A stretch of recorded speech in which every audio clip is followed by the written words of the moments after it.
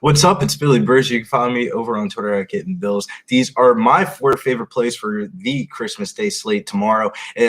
First guy that we're going to be looking at here is $4,800 on DraftKings, $5,800 over here on FanDuel with Zach Ertz. It took him some time to get acclimated into this new environment and new offense, but last week he kind of put everything together. He had 6 catches off of 11 targets for 74 yards, and he's been getting consistent work with at least 5 targets in all but 2 games with the Cardinals and 18 over his past 2.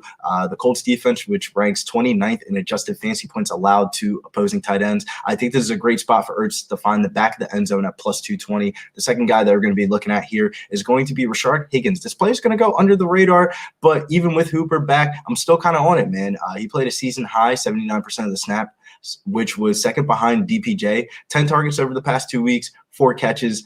With improved quarterback play, I think Higgins could have the slate breaking upside, especially at that $3,000 price tag on DraftKings. That's going to make our Adams and Taylor lineups work. But the next guy that we're going to be looking at here, my favorite play of the slate, is going to be Allen Lazard. The Browns have been 26 in yards per attempt to slot wide receivers compared to 10th to the outside wide receiver. With Marquez Valdez-Scantling out for this one too, this should increase Allen Lazard's snap share and his target share. $4,100, $5,200 on FanDuel. He's my favorite point per dollar play. And for the box score watchers that didn't watch last week's game versus the Ravens, he was literally an Aaron Rodgers throw away from catching another touchdown, which would have made 2 consecutive weeks for Allen Lazard. I think the Lizard King will make his Lambeau leap on Christmas Day, and at plus 185, I think that is great value. But the last guy that we're going to be looking at here in the slate is going to be AJ Green. Green had 4 catches last week for 64 yards, but still with 8 targets. That's a good number, even though he had a disappointing fantasy day and a great matchup.